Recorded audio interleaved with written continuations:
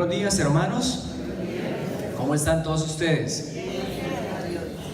Bueno, damos gracias a Dios por poder reflexionar un día más en su palabra. Y para iniciar quisiera decirles que seguramente ustedes están de acuerdo conmigo que una de las cosas que más necesita el ser humano en este tiempo y en los tiempos que el Señor le ha permitido vivir es tener un modelo a seguir, es tener un referente o no. Ahora, con base en esto, por favor, usted hágase una pregunta: ¿a imagen de quién estoy conformando mi vida? Pregúntese, por favor, ahí. Y trate de ser honesto. ¿A imagen de quién estoy conformando mi vida?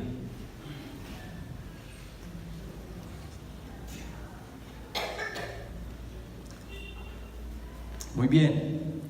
¿Cuántos de ustedes dijeron que a imagen de Cristo, por favor? ¿O cuántos de ustedes no dijeron a imagen de Cristo? Sea honesto. Si quieren, todos cierren los ojos. Pero ¿cuántos dijeron que no a imagen de Cristo?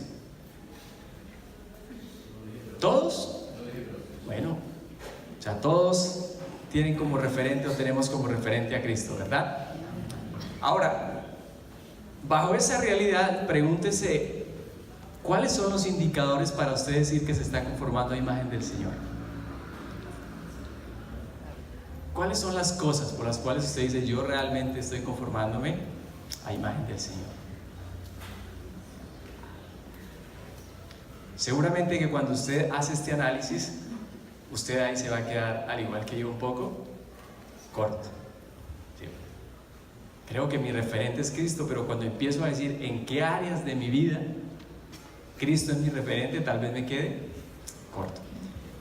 Hace unos años me pregunté si tarde en mi vida había tenido a Jesús como mi modelo a seguir. La reflexión de hoy es una invitación a eso, a creer en el llamado de ser cada día más como Jesús. ¿Quién es el modelo de vida perfecto que Dios ha establecido para que lo imitemos y para que nos conformemos a su imagen? Por eso en esta mañana vamos a meditar en el Evangelio de Juan, en el capítulo 5, los versos 19 al 29. Vamos a meditar ahí para que podamos ver en Jesús un hijo que tiene como modelo ¿a quién? Al Padre, a Dios su Padre, ¿verdad? Y lo tiene como modelo al aprender de Él y hacer las obras de Él. Entonces, por favor, vaya al Evangelio de Juan, en el capítulo 5, y en su Biblia lea los versos 19 al 29. Evangelio de Juan, capítulo 5, versos 19 al 29. Por favor, no se quede sin leer el texto porque posiblemente no lo voy a leer. Entonces, hágase al lado de alguien que tenga Biblia, por favor, pero lea ese texto. Muy bien, hermanos. Ya hemos leído, ¿verdad? ¿Sí? Ok. Ese es el título de este sermón. Un hijo. ¿Un hijo como qué? Un hijo como el Padre. Ese es Jesús. Un hijo como el Padre. Y un hijo como el Padre, lo primero que hace es aprende de su Padre. Eso usted lo va a encontrar en los versos 19 al 20. Jesús va a mostrar en estos versos que aprende o que aprendió de su Padre como una respuesta a esos judíos que comenzaron a perseguirlo porque tenían una imagen distorsionada de quién era Jesús y de la obra que hacía Jesús. Ellos no creían que la obra que hacía Jesús era respaldada por Dios mismo. Miremos por favor ahí Juan 5, del 16 al 18 para ponernos en contexto. ¿Por qué Jesús va a hacer este discurso persuasivo?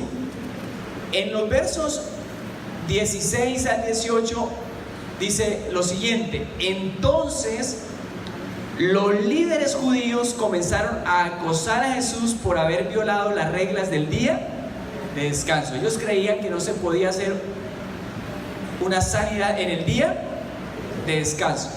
Pero Jesús respondió: mi Padre siempre trabaja y yo trabajo, hoy yo también.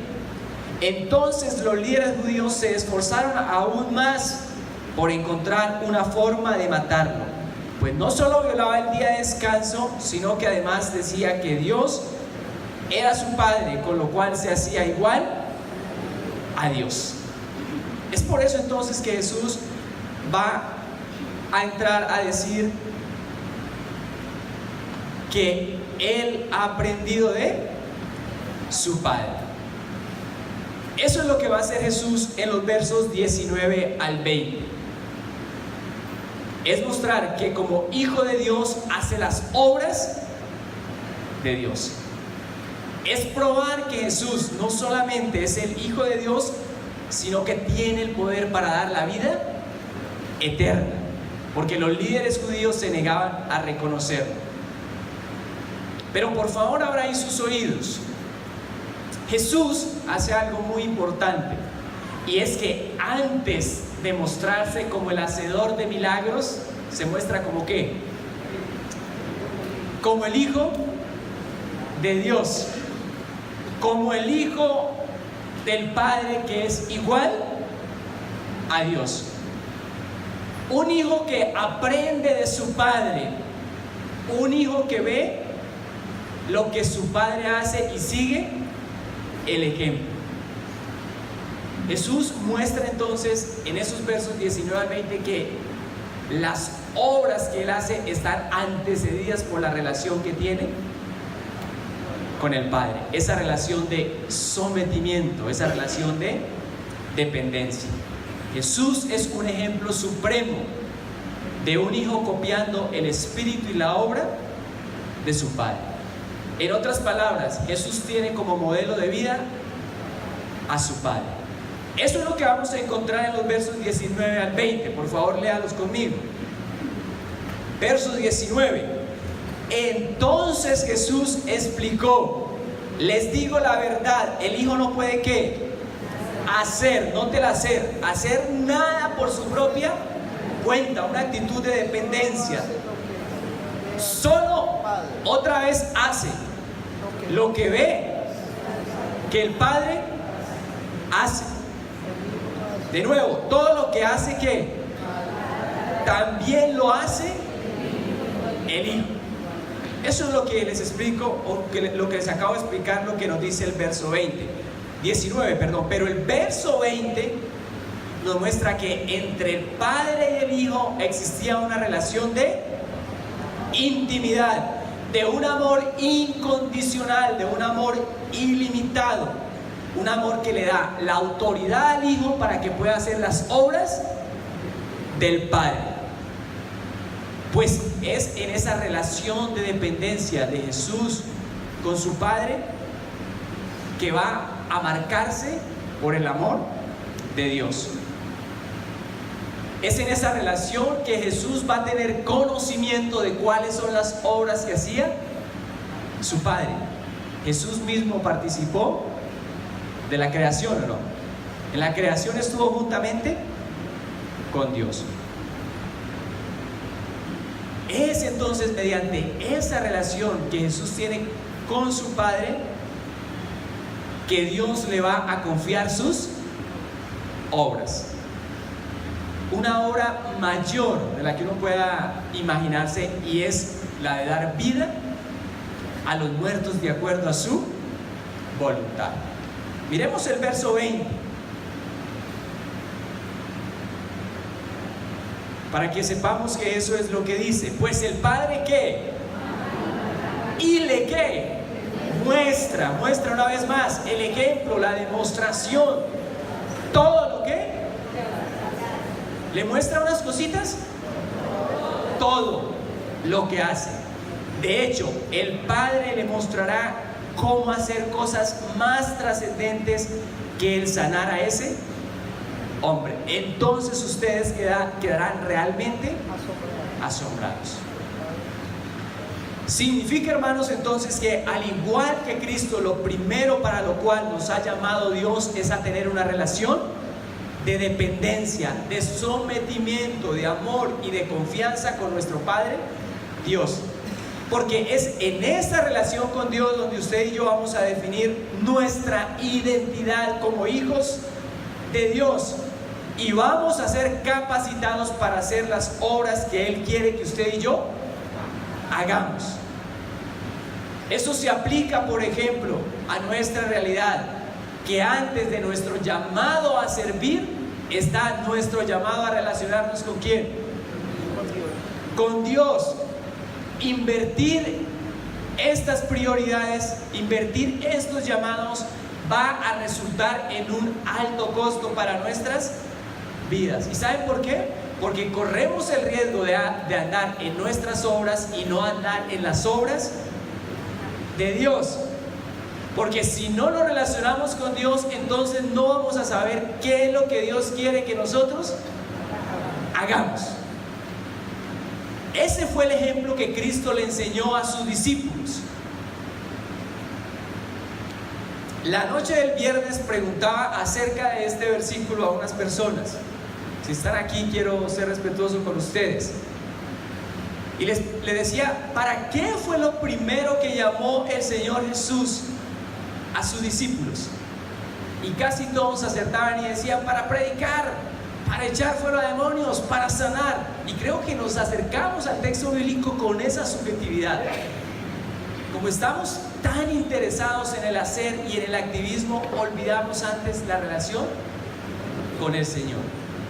Pero el texto es claro, en Marcos 3, del 13 al 15. Verso 13 dice: tiempo después Jesús subió a un monte y llamó a los que quería que lo siguieran, que lo acompañaran. Todos ellos se acercaron a Él. ¿Eso de qué le habla a usted? De comunión, de relación primero. Y luego les dice, luego nombró a 12 de ellos y los llamó sus apóstoles o sus discípulos. Ellos lo acompañarían primero y Él los enviaría a predicar y les daría autoridad para expulsar demonios. ¿Claro o no es clara la propuesta misma de Jesús? Lo que Jesús ha visto con su Padre, ha visto en la relación con su Padre, es lo mismo que Él va a transmitir a sus discípulos. ¿Recuerdan el pasaje de Lucas 10, 38 al 42? Marta y María. Marta cansada con muchas cosas, pero una cosa es importante: oír la palabra de Dios. Marta, es muy importante servir al Señor, sí, pero antes de eso es importante relacionarme con el Señor. Eso es lo primero. Jesús mismo fue ejemplo para sus discípulos, modeló su realidad. Si usted va a Lucas 11 del 1 al 4, usted va a encontrar una práctica espiritual que Jesús hacía. Este texto dice: una vez Jesús estaba orando en cierto lugar. Cuando terminó, uno de sus discípulos se acercó y le dijo: Señor, enséñanos a orar. Demostración del Señor, lo ven orando. Seguramente el Señor es intencional en eso. Quiero que me vean orando. Y en ese proceso entonces es que los discípulos le dicen: Señor, enséñame a orar, enséñanos a orar. Y entonces, ¿qué les va a decir Jesús?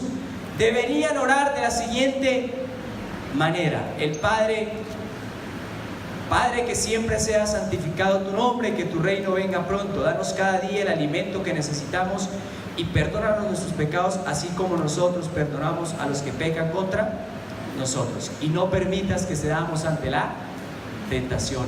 Así debemos orar, así deben orar. Antes de la explicación, para Jesús estaba la demostración. Tremendo desafío, ¿no? Lo mismo hicieron los discípulos de Jesús. Invitaron a los creyentes a imitar ¿a quién? ¿A quién? A Jesús. Si usted lee 1 Pedro 2:21, Pedro le está diciendo: sigan el ejemplo de Cristo. Y Pablo en 1 Corintios 11:1, ¿qué va a decir? Imítenme a mí porque yo imito a Cristo. Es decir, ¿imiten a quién? A Cristo. Esa es la realidad entonces que nos presenta este texto. Un hijo que como el padre aprende de su padre. Ahora, hermanos, hoy en día, para poner esto en contexto, las instituciones y desde luego las mismas personas que conforman esas instituciones están presentando una crisis de credibilidad en ellas, ¿o no? Dígame si usted no tiene alguna duda con las instituciones hoy, con alguna institución hoy, ¿o no? Tal vez exagere, pero estoy enfermo, ay, no, ni para qué ir al médico.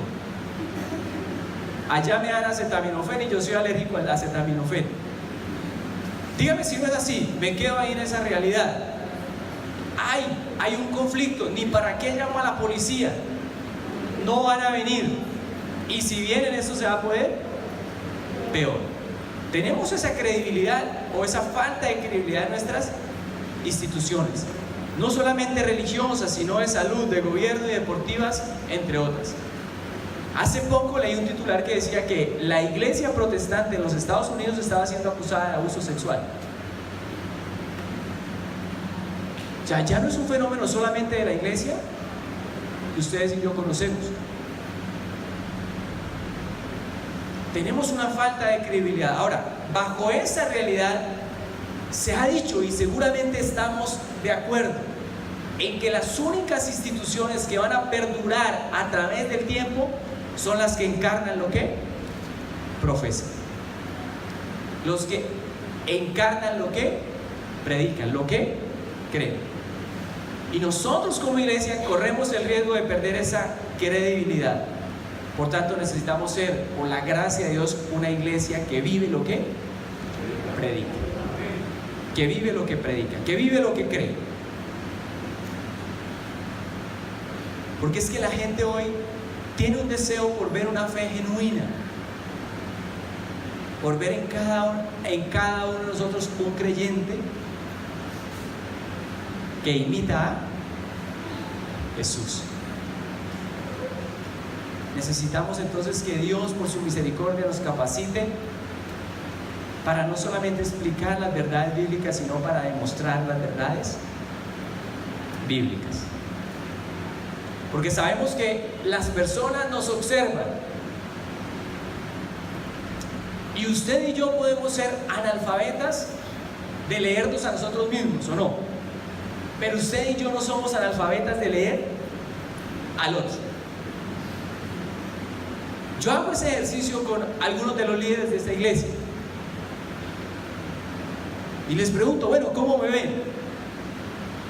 Y casi que es una oportunidad para ellos desahogarse. Y me leen muy bien, yo digo, muy bien. ¿Sí? Esa es la realidad. No tenemos problema con leer al otro, tenemos problema con leernos nosotros mismos. Esa es esa realidad entonces en la que vivimos. Pero debemos entender que el ejemplo, la imitación es una de las formas, y yo diría que casi la forma principal en la que aprendemos. Ahora, noten esto, hermanos, que es muy importante. La edificación de la comunidad y el alcance del evangelio en nuestros tiempos se hará por medio de hablar el evangelio, pero también de vivir de acuerdo a él. Entonces, un hijo como el padre aprende de su padre. Versos 21 al 29. Un hijo como el padre entonces obra como su padre. Obra como el padre. Vamos a ver los versos 21 al 29. Y allí vamos a encontrar que Jesús obra como su padre, producto de esa relación de dependencia, de sometimiento, de ejemplo, de amor y de confianza que tiene con su padre. Es en esa relación que Dios le da autoridad para ejecutar los planes o hacer las obras que Dios quiere que él haga. En el verso 21 vemos que Jesús tiene la facultad de dar vida a lo que seguramente hace referencia no solamente a la vida física, sino a la vida espiritual. Es decir, el separarnos de esa relación con Dios por medio de nuestro pecado. Eso es lo que significa muerte espiritual. Eso es lo que dice Jesús, verso 21. Pues así como el Padre da vida a los que resucitan a los muertos, también el Hijo da vida a quien Él quiere. Una de las obras es que Jesús tiene la facultad para dar vida a quien Él quiera. Y posiblemente, una vez más, es vida física y es vida espiritual. Verso 22. ¿Cuál es otra de las obras que hace el Señor? Muy bien, tiene autoridad absoluta. ¿Para qué? Para juzgar. Eso hace referencia al juicio en el día final, que se hará cuando Jesús venga por segunda vez. Los injustos irán al castigo eterno, ¿verdad? Y los justos entonces entraremos en la vida que eterna solamente por la gracia de Dios. Verso 22. Además, dice Jesús, el Padre no juzga a quién, a nadie, sino que le ha dado autoridad absoluta para juzgar. ¿A quién ha delegado entonces Dios para juzgar? ¿Quién va a juzgar? Cristo es quien va a juzgar. Verso 23. En este verso entonces, ¿qué vamos a encontrar? Que Jesús nos deja claro que Él va a hacer las obras de su Padre y por tanto le da derecho a ser merecedor ¿de qué? De recibir la honra de parte de los hombres, la adoración. Es decir, adorar al Padre debe ser con la misma intensidad que adoramos al Hijo. Rendirnos a Dios debe ser con la misma intensidad en que nos rendimos a Dios nuestro Padre. Deshonrar a Dios es deshonrar al Hijo. Deshonrar al Hijo es deshonrar a Dios. Dice el verso 23, a fin de que todos honren al Hijo, así como honran al el que no honra al Hijo, ciertamente tampoco honrará al Padre que lo envió. Como me ha dado la potestad de dar vida, como me ha dado la potestad de juzgar, entonces tengo el derecho para ser honrado, para ser adorado. En la relación entonces que tiene Jesús con Dios su Padre, Él pudo conocer no solamente los pensamientos de su Padre, sino el poder de sus palabras. Esos son los versos 24 y 25. Por eso ahí usted encuentra que Jesús está invitando a las personas a oír su palabra, pero también a creer en ¿quién? En Dios, que lo ha enviado para que entonces la gente pueda disfrutar de la vida eterna. La fe viene por el oír y el oír por la palabra de Dios. Por eso la fuente principal de gracia, el medio principal de gracia, ¿cuál es? La bendita palabra de Dios. Siempre es la bendita y va a ser la palabra de Dios. Ahí está. Primero oyen mis palabras y después van a creer, después van a gustar de la vida eterna. Porque Jesús tiene claro, al transmitir sus palabras, la gente va a tener el poder para hacer ¿qué? O Él tiene el poder para hacer que la gente no solamente las esté oyendo, sino crean en ellas, para que nunca sean condenados bajo sus pecados.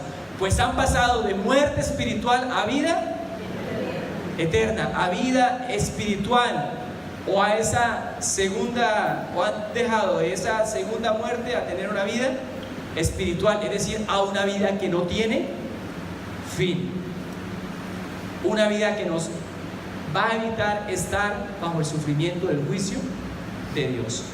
Eso dice los versos 24. Les digo la verdad, dice Jesús, todos los que escuchan mi mensaje y creen en Dios que me envió tienen la vida que nunca serán condenados por sus pecados, pues han pasado de la muerte a la que a la vida.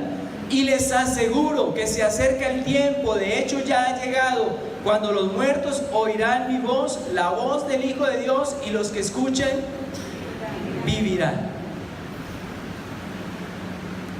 Todo esto Todas esas obras de lo que venimos hablando,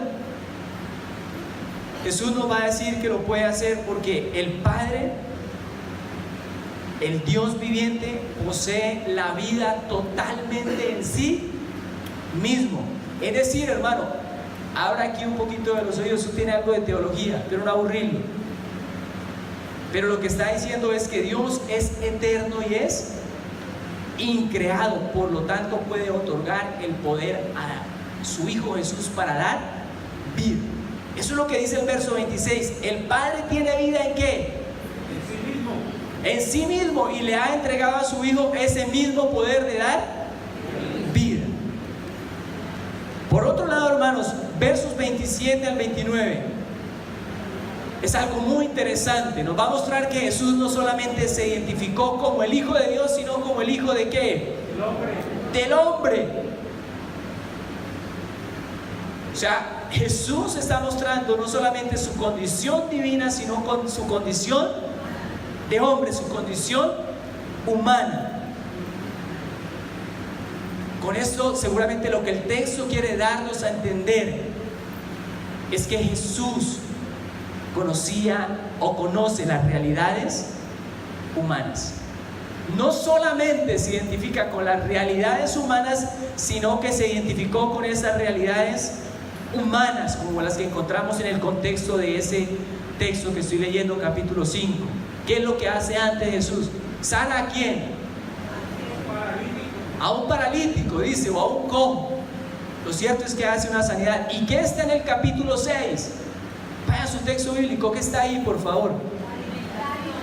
Alimenta por lo menos a 5,000 personas, dice, solo contando ¿qué? Los hombres. Se identifica, una muestra que Jesús está identificando con las realidades humanas. Verso 27 dice, y le ha dado autoridad para juzgar a todos porque es el Hijo del Hombre. No se sorprendan tanto, ciertamente ya se acerca el tiempo en que todos los que están en las tumbas oirán la voz del Hijo de Dios y resucitarán. Los que hicieron el bien resucitarán para gozar de la vida eterna, y los que continuaron en su maldad resucitarán en sufrir el juicio. Ahí está hablando acerca del juicio. Esa entonces es la realidad de las obras de Jesús. Podemos, hermanos, concluir que si bien este texto nos muestra a Jesús como el Hijo de Dios en quien tenemos la vida eterna, esta es una invitación de vivir como Jesús vivió. Pues Jesús, antes de hacer las obras de su Padre, fue un hijo totalmente dependiente de su Padre al seguirlo como su ejemplo. Un hijo que se dejó amar ¿por quién? Por su Padre, por Dios. Un hijo que en esa relación de amor con su Padre fue empoderado para amar a la humanidad al responder a esas necesidades humanas, a esas necesidades físicas. Ya les dije, como traer sanidad, como traer alimento, como traer resurrección. Pero un hijo que por amor al Padre y por esa relación de amor al Padre respondió ¿a qué? A las necesidades espirituales del ser humano, porque trajo ¿qué? Vida eterna. Es decir, Jesús tenía una identidad amorosa con el Padre. Si como creyentes, hermanos, hemos sido salvados por la gracia de Dios de la muerte eterna, por esa obra de Cristo hecha en la cruz, y Dios nos ha salvado para glorificarle a través de conformarnos a la imagen del Señor Jesucristo, entonces debemos tener como modelo de vida ¿a quién? A Cristo Jesús. Lo que significa que antes de trabajar para Dios tenemos que relacionarnos con Él para que podamos honrarlo en todo lo que vamos a hacer. Reconociendo entonces de esta manera que antes de ser un pastor, antes de ser un predicador, antes de usted ser un líder, antes de ser usted un voluntario en la iglesia, usted y yo somos hijos de Dios. Somos ovejas del rebaño de Dios, que se relaciona con Dios a través de Cristo, el gran pastor.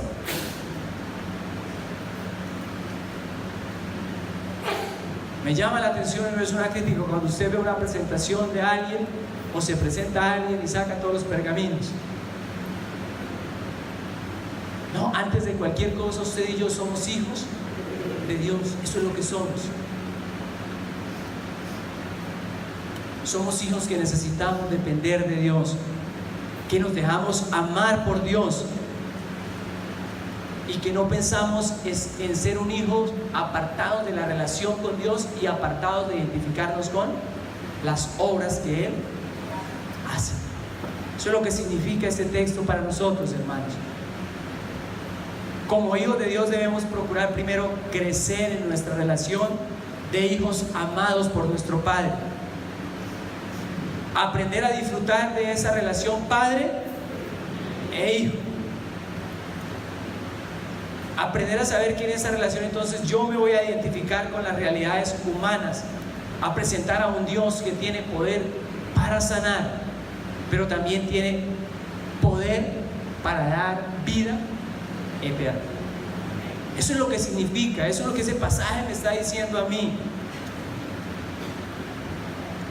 Porque entiendo que Jesús, que Dios no solo reivindica el poder de los muertos, de la vida espiritual y del juicio, sino que Él tiene poder para vivificar a los muertos físicamente en el día de la resurrección, en el día final, en los tiempos postreros. Es decir, mediante esa relación con Dios, usted y yo nos identificamos con la misión ¿de quién? ¿De quién? De Cristo. Y al igual que Cristo proclamamos la palabra, porque creemos que al proclamar la palabra va a venir fe sobre la gente, y la gente va a poder creer en Dios y venir a la vida eterna. Eso es identificarme con la misión del Señor. Ahora, hermanos, déjenme ilustrarle esto. Yo he visto a mi hija por ahí. Por favor, si me pueden traer a mi hija, les agradezco. Voy a ilustrarles esta relación a través de lo que vivo con mi hija. Ahora, quiero hacer esto con el respeto de ustedes, hermanos, y no para presentarme como un modelo de relación con el Señor, ni un modelo de padre. Realmente no lo soy. Pero creo que me va a servir explicarles un poco, porque creemos que obtenemos el conocimiento, la seguridad, que los padres imitan ¿a quién? A sus hijos, y que por tanto nos corresponde a nosotros, en lo que dependa de nosotros, enseñarles cómo deben vivir, porque entendemos que las relaciones son formadoras, no solamente del carácter, sino también de las habilidades de ellos. Con mi hija Sara procuro, en cuanto dependa de mí, hacer ciertas cosas con ella. Entonces, leo la palabra con ella, oro junto con ella, memorizo la palabra juntamente con ella, y últimamente me estoy dando cuenta que es más inteligente que yo. Bueno, yo no soy muy inteligente, pero la veo memorizando más rápido que yo, y le estoy leyendo el versículo y ella está pensando en otra cosa, o sea, está jugando, no sé qué. Yo a veces me impaciento: Sara, tienes que estar aquí, que sí, te estoy poniendo cuidado. Bueno, después te voy a decir qué es lo que te estaba diciendo. Y ella suelta el versículo. Así son los niños. Esa es mi realidad con ella. Ahí camino. Le ayudo a hacer sus tareas. Me muestro impaciente cuando de pronto no obedece o no va en la línea que debe ir. Pero también me muestro como un padre débil, como un padre que comete errores. Y entonces, cuando a veces puedo subir el tono de voz más allá de lo que debo subirlo y ella está ahí. Entonces después me reúno con ella y le digo, mira Sarita, hay una cosa, eso que yo hice no está bien, está mal, no es una actitud que usted va a copiar de mí, y quiero que ore por mí para que Dios me ayude en medio de mi debilidad. Y veo cómo ella se identifica con mi realidad, se identifica con mi tristeza. Y a veces entonces viene y me abraza, y cuando termina de abrazarme veo que sus ojos están aguados, casi igual a los míos. Porque yo quiero que ella conozca que yo soy un padre débil, que yo soy un padre que también cometo errores, que cometo desaciertos. Y le he dicho a ella en algún momento, mira Sarita, debes saber una cosa, un día voy a tener que partir de este mundo, un día no voy a estar, pero quiero que sepas que tienes un Padre eterno, un Padre que te ama mucho más de lo que yo puedo amarte, un Padre que es perfecto, un Padre que nunca te va a dejar, un Padre que nunca te va a abandonar, y ese Padre es Dios. Y por encima de lo que yo te pueda decir está lo que dice tu Padre celestial, lo que te dice Dios. Si en algún momento te digo algo de que lo filtras a la luz de la palabra de Dios y no está ahí, tienes la autoridad para no hacerlo.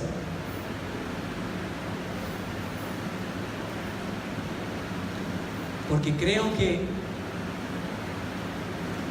lo que ella vea en mí va a ir formándose.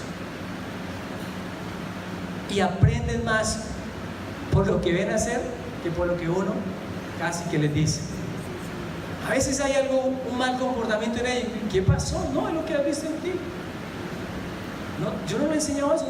No has tenido que enseñártelo. Eso es lo que ella ha visto en ti. Esa es la realidad.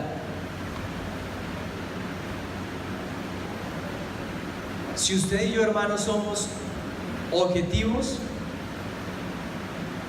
debemos decir que nunca vamos a poder cumplir el estándar de ser como Jesús. Si somos honestos, usted y yo tenemos que decir que ninguno de los que estamos aquí estamos viviendo a la altura de Cristo. Tal vez usted piense de diferente, es respetable, pero yo creo que pensamos en esa dirección, ¿o no? Pero sí aspiramos que fervorosamente hay nuestro deseo en nuestras vidas, es que podamos seguir el modelo de ¿quién? De Cristo, y que podamos hacer sus obras. Eso es algo diferente, pero que apunta al mismo objetivo. Es decir, deseamos, como dice el dicho, que tal palo es tal astilla. Ese es el deseo que debe haber y que seguramente hay en nuestros corazones. Si ese es nuestro deseo, seguramente eso no va a pasar inadvertido. Y esto va a servir de ejemplo a los demás.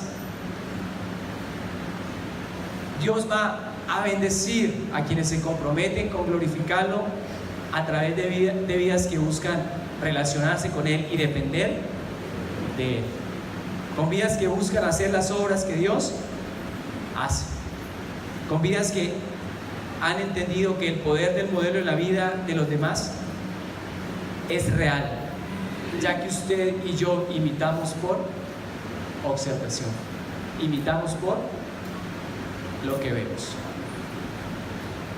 Así que, hermanos, para concluirles, como siempre les digo, si usted se ha dormido en estos 30 minutos, tranquilo, no se preocupe, no se preocupe. Si no recuerda nada, No se preocupe, no mentiras, preocúpese. Pero por favor quédese con esta conclusión, donde podríamos resumir todo lo que he dicho. Seamos hijos que aprendemos de Dios nuestro Padre y obramos como Él. Póngase en pie, por favor.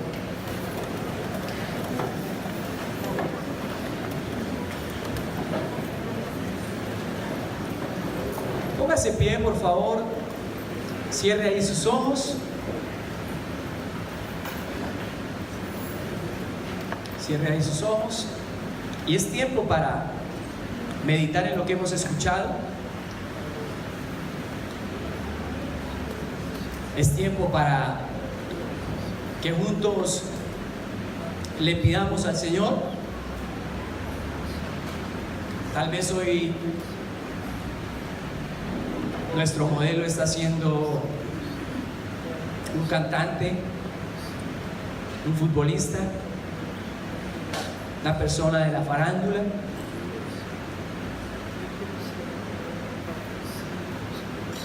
Tal vez, si estoy joven, mi modelo está siendo una muñeca. Quiero parecerme a una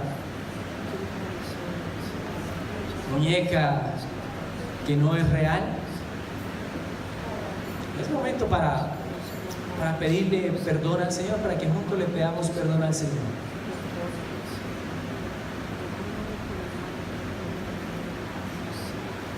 Es momento para pedirle perdón al Señor, porque tal vez usted y yo hoy hemos recordado que hay áreas en la vida en que no estamos modelando a Cristo. Es tiempo para hacer una decisión y decirle: Señor, tú sabes que en esta realidad que hoy me has mostrado, que hoy has hecho una vez más real en mi vida, yo no estoy andando, Señor, como tú quisieras que yo andase.